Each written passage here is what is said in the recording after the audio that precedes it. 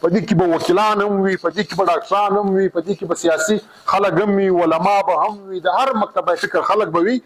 دوی به سره کښېني، پرېکړه به دغه خلک کوي.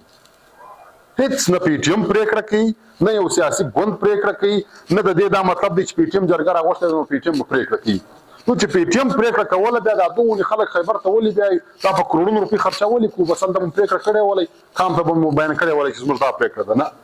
خو که چېرې سهار انټرنیشنل دنیا اقوام متحده یو ټیم جوړ کړي، هغه له موږ پوښتنه وکړي چې راوړه ستا د شهیدانو ډېټه، څو کسان شهیدان شوي دي، نو له موږ سره خو په لیکلي ډول کې نشته.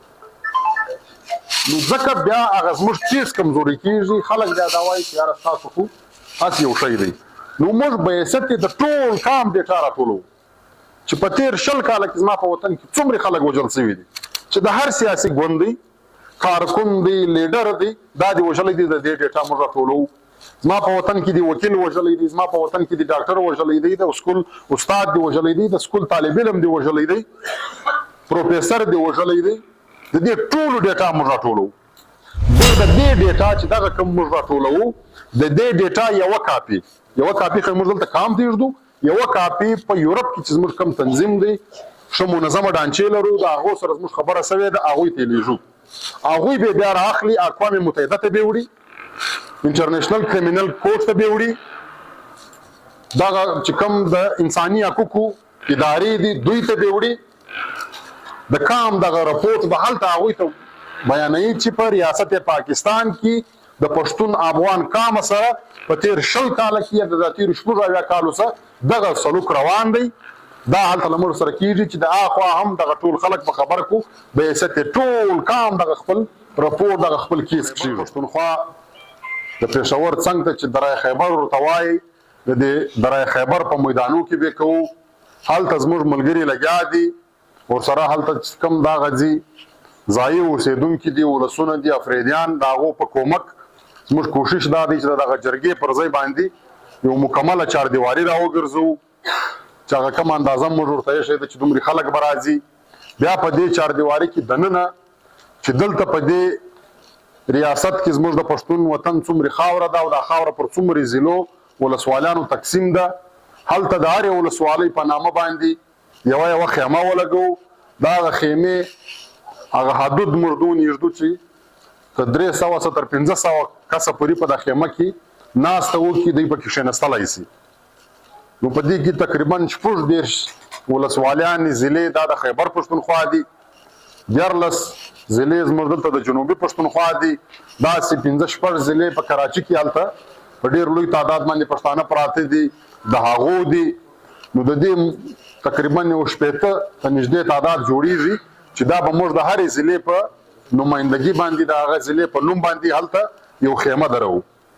دغه چاردیواري چې ده دا د جرګې میدان دی چې دلته به دا ټول ولسونه، دا ټول نماینده خلک سر راکوړه کېږي. بله خبره چې د دې جرګې دپاره موږ دغه کار شروع کړی دی،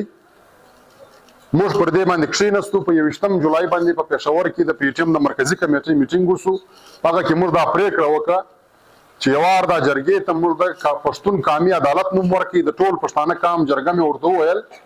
بیا به په دې کې د پښتانه قام یو نماینده سړی هم نه پرېږدو، هر سړي ته به کور ته ځو، دته به د دې جرګې بلنه دعوت ورکوو چې یو وار موږ د قامي جرګې نوم ورکړي، په قام دا ټول راګډ دي، پښتون وطن دی. په پښتون وطن کې مشکلات موږ ډېر لرو، د یو چا سره په علاقه کې دننه زما پر پوله پر پټۍ پر یو بل شي باندې بدنیتي ستا، زما او د ده سلام سره بند دی، ما او د یو بل ته په مخه نه سره ورځو. خو دا چې د کام پر سطح باندې مجلس دی، موږ به بیا د خپل د علاقې بدنیتي دا به دلته تر علاقې پورې محدود ساتو، د دغه کام په مشترکه مجلس باندې به ټول کام راګډوو. بېشکه به دلته زما او د ده هر څومره اختلاف وي، خو په سر کې چې موږ د کام په حواله باندې مجلس راغواړو، په هغه کې موږ دی راګډوو. نو داسې پر ټول پښتون وطن باندې ګرځو، هېڅوک نه یې لکوو. د پښتونخوا وطن ټول سیاسي ګوندونه که کوچني دي که غټ دي، دې ټولو ته ځان رسو، په ډېره پښتانه مینه په ډېر احترام باندې دوی ته دعوت ورکوو چې دا ستاسو جرګه ده، دلته ځان راورسوئ. د پښتونخوا وطن، د پښتونخوا د خاورې چې څومره پروفیسران دي، دې ټولو ته موږ ځان رسوو، دوی ته دعوت ورکوو چې تاسو د دې کام استادان یاست، پروفیسران یاست، تاسو به دې جرګې ته ځان رارسوئ، هلته به خپله خبره ږدي، خپله نمایندګي به کوئ. د پښتونخوا وطن ټولو ډاکټرانو ته ځو، د پښتونخوا وطن ټولو وکیلانو ته ځو، د پښتونخوا وطن ټولو علماو ته ځو، د پښتونخوا وطن ټول د مکتب زموږ کوم استادان چې دي دغه ته ځو. په دې کې به زموږ د خوندو مندو نمایندګي وي، هغو ته ځو، دعوت ورکوو. دلته چې په زموږ په وطن کې مختلف یونینز دي، د دې یونینز مشرانو که هغه د انجمن تاجرانو یونینز دي، که هغه دلته د جیولرز یونینز دي، که هغه پراپرټي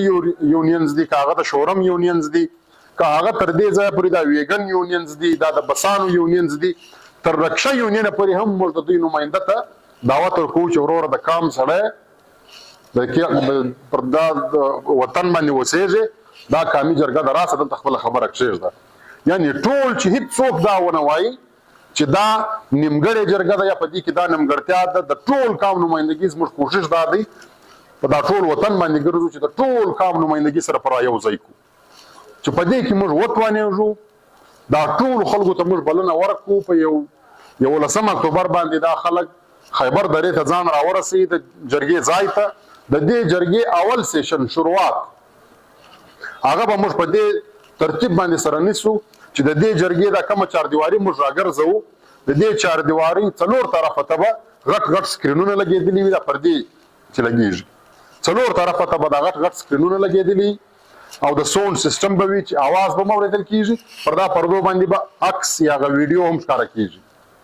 په دې باندې به زموږ د کام په حواله، زموږ د دې وطن په حواله باندې موږ مختلف ریپورټس راټول کړي. اول به موږ دغه ټول کام ته دا ټولو نمایندګانو ته پر دې سکرینانو باندې د کام دا یو څه ریپورټس یږدو چې کام ستا حالت څه شي دی. اول ریپورټس موږ پر دې باندې راټولوو. زموږ ملګري لګیا دي، د دې دپاره یو ټیم جوړ شوی دی. دا زموږ کار نه دی، د دې دپاره موږ د 14 کسانو د پی ایچ ډي هولډر چې هغو په دې شیانو کې پی ایچ ډي کړې ده، د دې ټیم موږ راټول کړی دی. هغه ټیم لګیا دی دا رپورټ جوړوي چې د پښتونخوا وطن څومره وسایل دي. اول رپورټ پر دې موږ راټولوو، که هغه کوچني وسایل دي که غټ وسایل دي، ته ټول پښتونخوا وطن پر وسایلو باندې یو رپورټ راټولوو. دا ټول کام ته به پر سکرین ښکاره کوو او په هغه کې به اواز هم راځي، ډاکومنټري به وي چې موږ په پښتونخوا وطن کې څونه وسایل لرو. بیا به دویم رپورټ پر دې باندې جوړ وي چې اوس د دې وسایلو لوټمار څنګه روان دی، د دې سه موږ میرومه څنګه ساتلی یو، د دې وسایلو په انټرنیشنل مارکیټ کې کم قیمت دی، په کومه طریقه دی له موږ سره لوټي او دوی څومره فائدې ځنې اخیستې دي. دا به بیا دغه کام د موږ ښکاره کړو چې دا زموږ وسایل دي، خو موږ ځینې میرومه ساتلی یو او دوی له موږ سره دغه چل کړی دی. دریم رپورټ زموږ ملګري لګیا دي، یقینا تاسو ته به هم ویلي یا دغه اوس میاشت چې را روانه ده په دې کې به ډېر په تیزي سره کار کوو. موږ فارمان جوړ کړي دي چې تقریبا هغه 10 فارمه دي. موږ د ټول پښتونخوا وطن په هغه کې پولیس او لیویس پکښې چې په تېر 20 کاله کې په پښتونخوا وطن کې څومره قتل عام شوی دی، څومره زموږ خلک شهیدان شوي دي، د دې رپورټ ډیټا موږ راټولوو چې زموږ په پښتونخوا وطن کې په بم دماکه کې تللی دی، په ټارګټ کلینګ کې تللی دی، په هره پالیسي کې چې تللی دی هغه د دې ریاست پالیسیانې دي. په دې کې موږ زموږ د کام د شهیدانو یو ډیټا راټولوو. موږ هر ځای غږیږو، زموږ د قومي اسمبلۍ ممبران په قامي اسمبلۍ کې تقریرونه کړي دي، د سینټ ممبرانو په سینټ کې تقریرونه کړي دي، د صوبایي اسمبلۍ ممبرانو په صوبایي اسمبلۍ کې تقریرونه کړي دي. داسې زموږ په دا جلسو کې، په دا غونډو کې، په احتجاجو کې موږ د کام د شهیدانو خبره کوو. خو که چیرې سهار انټرنیشنل دنیا اقوام متحده یو ټیم جوړ کړي، هغه له موږ پوښتنه وکړي چې راوړه ستا د شهیدانو ډیټا څو کسان شهیدان شوي دي، نو له موږ سره خو په لیکلي ډول کې نشته. نو ځکه بیا هغه زموږ چیز کمزوري کېږي، خلک بیا دا وایي چې یاره ستاسو خو هسې یو شی دی. نو موږ بیست د ټول کام ډیټا راټولوو چې په تېر 20 کاله کې زما په وطن کې څومره خلک وژل شوي دي، چې د هر سیاسي ګوند دی، کارکون دی، لیډر دی، دا دې وژلی دی، د دې ډیټا موږ راټولوو. زما په وطن کې دی وکیل وژلی دی، زما په وطن کې دی ډاکټر وژلی دی، د سکول استاد دی وژلی دی، د سکول طالب علم دی وژلی دی، پروفیسر دی وژلی دی. د دې ټولو ډیټا موږ راټولوو. په هغه کې د هغه نوم، د پلار نوم، د قبیلې نوم، د علاقې نوم، چیرې اوسېږي، واقعیت چیرې وسوله، په کوم تاریخ باندې وسوله، دا ټوله ډیټا موږ راټولوو، سره راجمع کوو. هره ضلع لګیا ده، د خپلې ضلعې ډیټا راټولوي او هرې ضلعې په خپله ضلع کې ټیمان جوړ کړي دي، په هغه علاقو باندې ګرځي، د ټول دغه ډیټا موږ راټولوو، دا سره را یو ځای کوو. په دې کې د شهیدانو سره سره موږ د زخمیانو ډیټا هم راټولو چې د دې ریاست په پالیسیانو کې زخمیان شوي دي. دماکه وسوله پښتانه پکې زخمیان سول، بعد کې بیا جوړ سول، علاج یې وکړي خو زخمي شوی دی. د دې ډیټا موږ راټولو، دا ځان ته سره یو ځای کوو. د معذورو خلکو ډیټا راټولو، یو ځای دماکه شوې ده، زما د کام د یو سړي پښه پکې بایلل شوې ده، د یو سړي سترګې پکې تللي دي، د یو سړي لاس پکې تللی دی. د دې ډیټا موږ راټولو چې دا زما د کام معذوره خلک دي، د دې ریاست په پالیسیانو کې معذوره شوي دي. د دې کام چې څومره زموږ وطن دی، زموږ په وطن کې مختلف شکلو باندې قبضې شوي دي، ریاست قبضې کړي دي. د چاونۍ په نامه، د کینټ په نامه، د مارکیټ په نامه، په بل نامه باندې د دې ډیټا موږ راټولو. کور په کور ګرځو، په ټول پښتونخوا وطن باندې ګرځو. دا غمزکه د چا ده، د کومې قبیلې ده، د کوم سړي ده، دوی کله نیولې ده، په کومه باندې نیولې ده، دا مکمله تفصیل راټولو. دا سره را یو ځای کوو. په دې ټول پښتونخوا وطن کې زموږ د کام څو شناخت کارډونه بلاک دي، د بلاک شناخت کارډو ډیټا راټولو، خپل فرمان موږ تیار کړي دي. په هغه کې موږ دا لیکو چې زما د کام د څو خلکو شناخت کارډونه تا بلاک کړي دي، دا ټوله ډیټا راټولو. زما د کام ړنګې شوي آبادۍ چې د پښتنو کورونه دي، د پښتنو مارکیټونه دي، دکانونه دي، دا ریاست ړنګې کړي دي. که په دې خوا کې کمی وي، خو دا په ټول پښتونخوا وطن کې ډېر زیات دي. د میرالي او د میرانشاه دومره بازارونه وو لکه د پښین بازار. دا یې داسې بلډوزر کړل چې اوس څوک ورسي د چا ځای هم نه مني چې دلته یو وخت بازار یا دکان. داسې په ټول وزیرستان کې، داسې په نور پښتونخوا وطن کې دا موږ راټولو. د دې ډیټا چې زما د کام څو ودانۍ دې ړنګې کړي دي، داسې ټوټل 10 فرمان دي زموږ د ملګرو سره ستا هغه پروفایل دی جوړ کړی دی، هغه به تاسو ته ښکاره کړي. دا موږ په ټول وطن کې ګرځو، دا ډیټا راټولو. دا هلته د خپل کام ته یږدو، ټول په تفصیل باندې پر دې به ډاکومنټري جوړه شوې، عکسونه به ښکاره کېږي. ټول کام به ناست وي، ټول نمایندګان به ناست وي، سیاسي خلک به ناست وي، قبایلي خلک به ناست وي، قامي مشران به ناست وي، علما به ناست وي، پروفیسرز به ناست وي، ډاکټران به ناست وي، وکیلان به ناست وي، طالب علمان به ناست وي، زموږ خویندې به وي، زموږ مندې به وي، ټول کام به ناست وي. دا موږ ټول کام ته ښکاره کوو چې دې ریاست به ستې کام زموږ څومره جنوسایډ کړی دی، څو قتلیام یې کړی دی، زما څنګه معاشي قتلیام یې کړی دی، په کومو بهانو، په کومو طریقو باندې موږ وهلي یو، او د دې کم نقصانات ټول کام ته دا رپورټ ږدو. یو بل د دې ډیټا چې دغه کم موږ راټولوو، د دې ډیټا یوه کاپي خو موږ دلته کام ته ږدو، یوه کاپي په یورپ کې چې زموږ کم تنظیم دی، ښه منظمه ډانچې لرو، د هغو سره زموږ خبره شوې ده، هغوی ته یې لیږو. هغوی به بیا رااخلي، اقوام متحده ته به وړي، انټرنیشنل کریمینل کورټ ته به وړي. دغه چې کوم د انساني حقوقو ادارې دي، دوی ته به وړي. د کام دغه رپورټ به هلته هغوی ته بیانوي چې په ریاست پاکستان کې د پښتون افغان قام سره په تیر 20 کاله کې د تیر 16 کالو سره دغه سلوک روان دی. دا هلته له موږ سره کېږي چې د اخوا هم دغه ټول خلک په خبر کو، به حیثیت ټول کام دغه خپل رپورټ، دغه خپل کیس کښېږدو. داسې نو بیا تقریبا 6 رپورټ زموږ ملګري تیاروي چې دلته زموږ ثقافت د څنګه بدنامه کړی دی، ټول جهان ته موږ څنګه معرفي کړي یو، دهشتګردي د خپله کړې ده، د دهشتګرد نوم یې ما ته راکړی دی، جهان ته زه بدنامه کړی. دا مختلف زموږ ملګري لګیا دي، د هر رپورټ لپاره مختلف ټیمان لګیا دي، دا راپورټونه راټولوي. نو د دې جرګې اول سیشن چې دی هغه دا دی چې موږ دا کام ته کښېږدو. دا یوه. دویم سیشن چې دی هغه بیا دا دی چې هغه به بیا د ویناو سیشن وي، خلک به ولاړېږي، ویناوې به کوي. دا ویناوې به داسې نه وي چې صرف سیاسي خلک به وینا کوي، یا به صرف وکیلان ویناوې کوي. یا په دې کې چې موږ څومره خلک راغوښتي دي، څومره خلکو ته موږ دعوتونه ورکړي دي، بلنه مو ورکړې ده، دا جرګې ته مو راغوښتی دی. هر سړی به ولاړېږي، د هغه خپل فیلډ په حواله یا هغه دی چې کوم کار کوي د انجمن په نمایندګي باندې به د انجمن یو سړی ولاړېږي، هغه به خپله خبره کوي. او داسې نه چې د ټولې صوبې په حواله باندې د انجمن یو سړی خبره وکړي. د هرې ضلعې د انجمن به خپله نمایندګي هغه بل ته ولاړېږي، خپله وینا به کوي. د هرې ضلعې د وکیل به خپله نمایندګي هغه بل ته ولاړېږي، خپله وینا به کوي. د هرې ضلعې په نمایندګي به د هغه ضلعې د ډاکټر خپله نمایندګي هغه بل ته ولاړېږي، خپله وینا به کوي. داسې به د علماو خپله نمایندګي، د سټوډنټانو به خپله نمایندګي. موږ د سټوډنټس یونین چې دي دا هم دعوت وو چې دا هم ځوانان دي، زموږ د کام برخه دي، غټه آبادي ده، دوی دې ملته خپله خبره کښېږدي. داسې به زموږ خویندې مندې خپله خبره یږدي، داسې به د ټول کام په نمایندګي باندې هلته هر سړی خبره کوي. دا خبرې دپاره به ته خپل یو ټایم پیریډ وي چې په دونې ټایم کې به ته خبره کوې، او هر سړي ته به دا ویل کېږي چې د خبرې په آخر کې به تجویز هم پېښ یې چې یعنې دغه ټول څه دې ولیدل، دا دونې رپورټونه دې وکتل، دغه ټولو شیانو خبر سولې، ستا په سپیکر ستا په سوچ باندې تجویز څه شي دی چې د دې حل به څه شي. هلته به یو کمیټۍ ناسته وي، د هر سړي تجویز به لیکي، رجسټران ورته پراته وي، دغه ټول کام تجویزونه به سر راکوړه کوي. نو دغه به سر راجمع سي، موږ ته به ډېر ښه مواد په مخه په لاس راسي.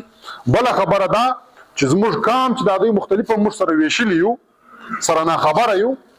زموږ ټول کام به سره وتړل سي. هغه به داسې سره وتړل سي چې اوس موږ دلته په ضلع کې ولاړ یو، د ضلع سره تړلي چې څومره ستونزې دي په هغه باندې د پښین خلک خبر دي، د پښین مشران خبر دي چې په پښین کې دا ستونزې دي، خو په ثوابۍ کې کوم ستونزې دي په هغه باندې د پښین خلک نه دي خبر. خو په ثوابۍ کې هم پښتانه اوسېږي او هلته هم دغه ریاست ستونزې جوړې کړي دي، خو هغه دوی نه دي په خبر. په کراچۍ کې کوم ستونزې دي په هغه موږ نه یو خبر، په مردان کې کوم ستونزې دي په هغه موږ نه یو خبر، په وزیرستان کې کوم ستونزې دي په هغه موږ نه یو خبر. یعنې داسې سره ویشلي یو. هلته چې د هرې ضلع په نمایندګي خلک ولاړ سي، د هرې علاقې په نمایندګي خلک ولاړ سي، د هر کلي یو نماینده مشر ولاړ سي او خپل د علاقې مسایل بیان کړي چې دا ستونزې دي، دا مشکلات دي. نو د نورو علاقو خلک چې ناست دي هغه به دا شی واوري، په دې شی به سر خلاصي چې یاره خالي زما په علاقه کې زما په ضلع کې ستونزې نه دي، دا خو به یې سکه پښتون کام ټول په مشکلاتو کې دي، ټول په ستونزو کې دي. نو بدلته یو ملي فکر را جوړ سي، ټول د یو ملت په معنا باندې به د پښتنو فکر را جوړ سي چې یاره یوازې زه نه یم، ټول ملت په مشکل کې دی، ټول کام په مشکل کې دی، ټول وطن په مشکل کې دی. زموږ هغه غټ کوشش دا دی چې دغه کام په یو ملي فکر باندې سره پیوست کو سره ویتړو. دوی موږ سره ویشلي یو په مختلفو نامو په مختلفو اتکندو باندې. نو دا به زموږ یو کامیابي چې په دا طرز باندې موږ خپل کام سره پیوست کو، ټول کام سره وتړو. دا به بیا د ویناو سیشن، هر نمایندګي چې ما درته وویل د هر سړي په نمایندګي وي، هغه بل ته ویناوې کوي او خپل تجویز به پېښ شي، هلته به کمیټۍ ناستې د تجاویز به اوري. دا به سي دویم سیشن وچلېږي چې دا هم وچلېدی. بیا به د سټیج د خوا دا اعلان کېږي چې د هرې ضلع څخه څومره خلک راغلي دي، موږ بلنه ورکړې ده، دعوت کړي مو دي، د هرې ضلع په نامه به تنبو لګېدلی وي، د هرې ضلع خلک به خپل تنبو ته ځي. د پښین څخه چې څومره خلک راغلي دي دا جرګې ته نماینده خلک موږ دعوت کړي دي، هلته به د پښین په نامه باندې یو تنبو لګېدلی وي، نوم پر لیکلی وي، د پښین ټول خلک به راځي په تنبو کې به کښېني، که د پښین علما دي، که وکیلان دي، که استادان دي، که پروفیسران دي، که ډاکټران دي، دا به ټول راځي دلته به کښېني. هلته به بیا اعلان کېږي، هغه تعداد باندې موږ تر اوسه پورې لګیا یو تعداد ورته یږدو، هرې ضلع ته خپله نمایندګي ورکوو چې دا راپورټونه مو وکتل، دا ټول کام ویناوې د مختلفو خلکو مجلسونه مو واورېدل، تجاویز مو واورېدل، اوس د پرېکړې وخت دی. نو لهذا د هرې ضلع څخه 300 400 500 خلک تللي دي، دا دومره غټ ګروند دی، نو پرېکړه خو دلته نشي کېدلی. لهذا اوس د پرېکړې وخت دی، هره ضلع دي د خپلې ضلع په نمایندګي 3 کسه 5 کسه هلته چې هر څو تعداد دوی کښېښوئ، دا به هغه ضلع ورکوي چې ته ورسه پرېکړه کېږي. هغه په پرېکړه کې به د دې ضلع نمایندګي تاسو کوئ، او هغه 5 کسان یا 3 کسان چې ټاکي، هغه نه پی ټي ایم ټاکي نه نور سیاسي ګوندونه ټاکي. د پښین څخه چې څومره خلک موږ راوښتي دي، دا به برته خپل راځي تنبو ته کښېني چې د پښین په نمایندګي باندې خلک غواړي کم 3 کسان ورکوو. په آئیني طریقه، په جمهوري طریقه د پښین راغلي خلک به په خپل تنبو کې دا فیصله کوي، 3 نومان به کمیټۍ ته ورکوي یا د سټیج ورسې چې دا د پښین نمایندګان. داسې به چمن خپل نمایندګان را لیږي، کلا عبدالله به خپل را لیږي، وزیرستان به خپل را لیږي، صوابۍ، مردان، 400 دا به خپل را لیږي. د ټولو ضلعو څخه به نماینده خلک د هغه ضلعې خپل خلک ټاکي، هغه به هلته ورسوي. نو دا چې دا خلک یې راکړل موږ ته د هرې ضلعې په نمایندګي، دا تقریبا 200-300 تر 400 پورې خلک جوړېږي. دغه 300-400 نماینده خلک به سي چې هرې ضلعې په خپل جمهوري طریقه ټاکلي دي. د دوی سره به د پښتونخوا وطن کامپاله سیاسي لیډرشپ سي د پاټیان، دا به ټول سره کښېني، راپورټونه به ټول اورېدلي وي، په لیکلي شکل کې به موږ دوی ته ایښي، ټول تجاویز به لیکل سوي، هغه به موږ ته کښېږدو، یو ښایسته داسې حال یو بندوبست به ورته وکړو. دا نماینده خلک به هلته کښېنوو، د دوی د خوراک څښاک د ډوډۍ دا خدمت پر موږ باندې دی. دوی دې هلته سوچ وکړي، 1 ورځ اخلي، 2 ورځې اخلي، نیمه ورځ اخلي، هغه د دوی کار دی. هر اړخ ته به یې ګوري، هر انګل ته به ګوري دا ټول خلکو تجاوزات ته به ګوري خپل عقل به سره شریکي خپل پوهه به سره شریکي په دې کې به وکیلان هم وي په دې کې به ډاکټران هم وي په دې کې به سیاسي خلک هم وي علما به هم وي د هر مکتبه فکر خلک به وي دوی به سره کښیني پرېکړه به دغه خلک کوي هیڅ نه پی ټی ایم پرېکړه کوي نه یو سیاسي ګوند پرېکړه کوي نه د دې دا مطلب دی چې پی ټی ایم جرګه راغوښته نو پی ټی ایم پرېکړه کوي نو چې پی ټی ایم پرېکړه کوله بیا دا دوه خلک خیبر ته ولي بیا دا په کروڑونو روپۍ خرچولي کو بس هم پرېکړه کړې ولي کام ته به بیان کړې ولي چې زموږ دا پرېکړه ده نه پرېکړه به دغه خلک کوي د هر ضلع نماینده خلک خپل ضلع ټاکي لکه څنګه چې د نورو سیاسي ګوندو خلک پکې داسې به د پی ټی ایم نمایندگان پکې ناست وي خو پرېکړه به دغه د کام منتخب شوي خلک کوي نو دوی چې بیا پرېکړه وکړله دغه پرېکړه به دوی راخلي دغه ټوله جرګه چې ناسته ده دې جرګې ته بیا پر سټیج بیانوي چې تاسو موږ منتخب کړي وو موږ تاسو دا پرېکړه راوړې ده بیا به دغه ټوله جرګه د دې پرېکړې منظوري ورکړي چې دا موږ ته منظوره ده که نه ده که چیرې دا جرګې د دې منظوري ورکړله چې موږ ته منظوره ده بیا به پر دې ځای باندې یو سوګند کېږي هغه سوګند به بیا دای چې د کام په ټولو ستونزو خبره سوې هر څه دې ولیدل هم دې واورېدل ټول مشکلات دی واورېدل بیا تاسو په خپله خوښه باندې خلک وټاکل او هغه خلکو دا پرېکړه درته راوړله او اوس دغه پرېکړه تاسو ومنله نو لہذا اوس چې د دې پرېکړې د عملي کولو لپاره هره فیصله کېدله بیا به دا نه وي چې ورور چې د سیاسي پارټۍ جلسه ده بس نو هغه نور ځان کي دا به بیا بحیثیت کام پرېکړي بیا به دا نه کوو چې دا ورور د یو سیاسي ګوند ده د یو سیاسي تنظیم ده د یو سیاسي تحریک ده نه بحیثیت کام پرېکړه ده بحیثیت کام د خلک وټاکل بحیثیت کام د دا پرېکړه تقسیم کړله نو دلته به اوس سوګند کوو چې د دې د عملي کولو لپاره هر فیصله والا هر لایعمل ولو د مزاحمت هر شکل ولو دې ته به بیا بحیثیت کام ټول تیار وي بیا به ملا هم پکښي بیا به زنانې هم پکښي بیا به سټوډنټ هم وي بیا به کام چې یو اړخ دا ورښکاره کړو چې یو کام یم یو وجود یم سره تړلی یم بحیثیت کام دی وژلی یم بحیثیت کام راوځم مزاحمت کوم بحیثیت کام راوځم ځان درڅخه خلاصوم نو دا به بیا هلته کېږي دلته به بیا یو سوګند کېږي اوس نو هغه بیا د هغوی مشرانو خوښه ده د دغه پوهانو خوښه ده د دې پروفیسرانو د دې سیاسي مشرانو خوښه ده چې دوی کومه پرېکړه کوي آیا دا ریاست ته یو ایجنډا یږدي آیا دا ریاست ته یو څه نکات یږدي آیا هر څه چې کوي هغه دوی بې طرفه پوهېږي زموږ عمر د دوی تجربه دی پر دوی وخت تېر شوی دی سیاست یې کړی دی پوهان دي کتابونه یې ولیدي تجربه یې ده دا ټول خلک به پرېکړه کوي نو دا به د دې جرګې طریقه کار وي په دغه طرز باندې به موږ دغه جرګه کوو زموږ امید دا دی د خوندو مندو دعاوې راپسې دي د هغه ورکو خلکو د کورنۍ دعاوې را سره دي د هغه شهیدانو د مندې دعاوې را سره دي د ماشومانو دعاوې را سره دي چې د کام ځوانان وتلي دي انشاءالله یو ښه زیری به راوړي